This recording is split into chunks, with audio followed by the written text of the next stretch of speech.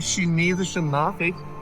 Ni hao und herzlich willkommen zum nächsten Video. Diesmal aus Lijiang. Wie ihr seht, wurde ich mit bestem Wetter empfangen, aber dazu kommen wir später. Jetzt schauen wir uns erstmal an, was ich in Lijiang alles erlebt habe und von daher viel Spaß dabei.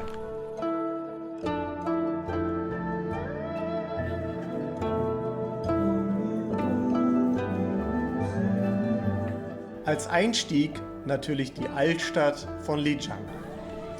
Um die geht es im Schwerpunkt, wenn es um den Ort Lijiang geht. Von der UNESCO als Weltkulturerbe ernannt, sorgt das natürlich auch für mehr Tourismus, aber dieser Ort hat das auch verdient.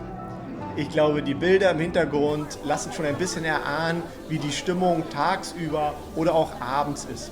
Überall ist Live-Musik zu hören, kleine Handwerksbetriebe, bei denen man reinschauen kann, Cafés, Restaurants und deswegen lohnt es sich einfach, dort vielleicht sogar 2 volle Tage einzuplanen, um wirklich die ganze Atmosphäre von diesem Ort aufzusaugen und mitzunehmen.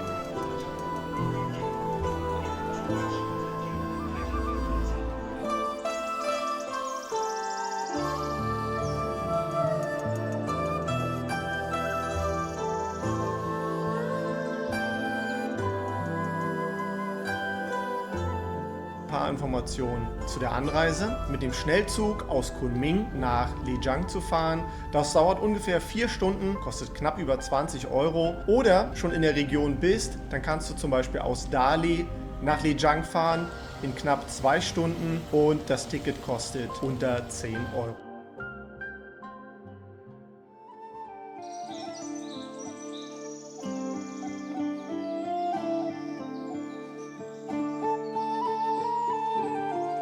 Ein Ort, den ich in Lijiang auf jeden Fall empfehlen kann, ist der Black Dragon Pool. Ein Ort, umgeben von einem riesigen Park, der wirklich zum Verweilen einlädt. Anders als die Altstadt war hier so gut wie niemand. Nur zum Beispiel ein paar ältere Damen.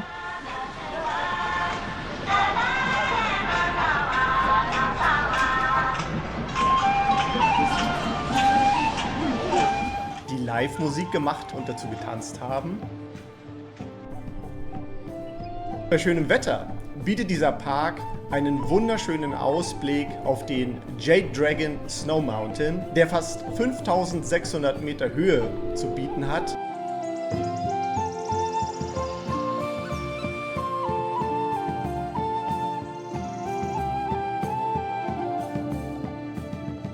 Wie man bei dem Screenshot sehen kann, war ich 7 Nächte dort und habe am Ende rund 15 € pro Nacht bezahlt. Das Zimmer hatte genug Platz, ich hatte ein großes Bett, hatte Platz, wie man gerade sieht, auch mal für eine Runde Yoga. Es war am Rande der Altstadt, von daher alles fußläufig zu erreichen.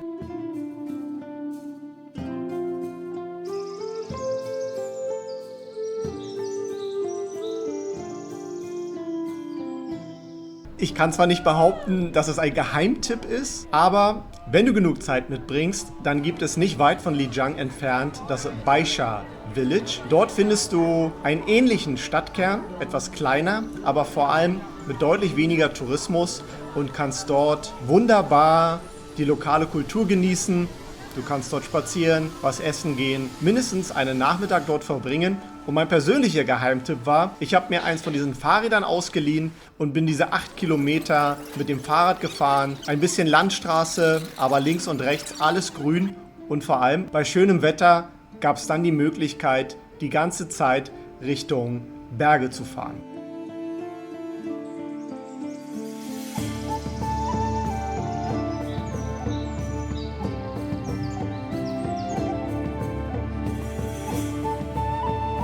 Wenn du vielleicht sogar einen ganzen Tag übrig hast, dann würde ich empfehlen das Baisha Village und dazu auch noch Shuhe Ancient Town. Es liegt auf dem Weg Richtung Baisha Village und es lohnt sich auf jeden Fall dort auch einen Halt zu machen und das vielleicht sogar zu kombinieren. Ebenfalls weniger Tourismus, aber trotzdem eine wunderschöne Altstadt, sehr, sehr viele Restaurants. Ich glaube, der Ort lädt wirklich ein, sich irgendwo hinzusetzen und einfach nur den Moment zu genießen. Vielleicht einer der Gründe, warum wir alle reisen.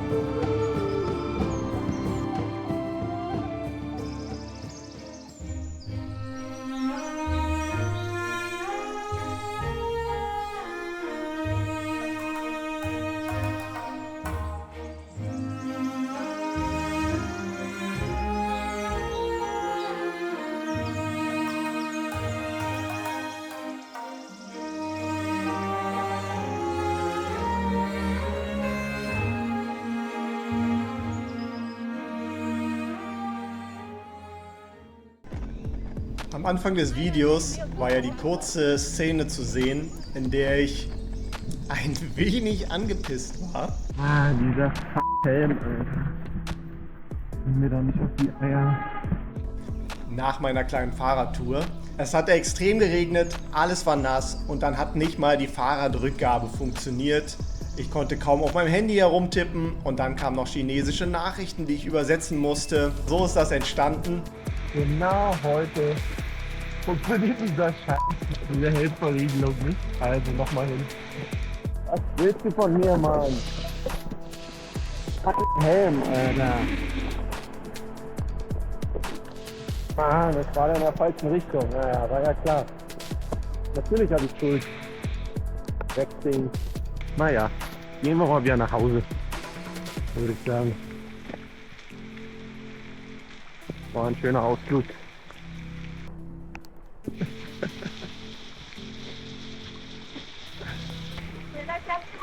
Ja, yeah, next time.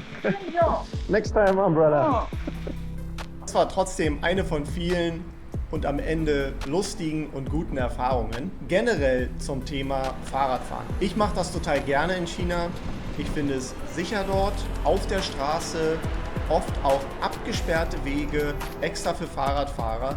Und von daher, das ist unbedingt mein Tipp, auch mal mit dem Fahrrad durch China zu fahren. Zum Abschluss des Videos, kleine Zusammenfassung. Ich war dort eine Woche, weil ich ganz viel Zeit hatte, habe alles in Ruhe angeschaut, aber vielleicht hast du nur einen Tag, vielleicht hast du nur 2 Tage, dann suchst du dir die Highlights raus, dann baust du dir das so zusammen, dass das für dich am besten passt. Vielen Dank für eure Aufmerksamkeit. Erzählt mir gerne, was ihr besonders interessant fandet. Wir sehen uns im nächsten Video. Ciao, ciao.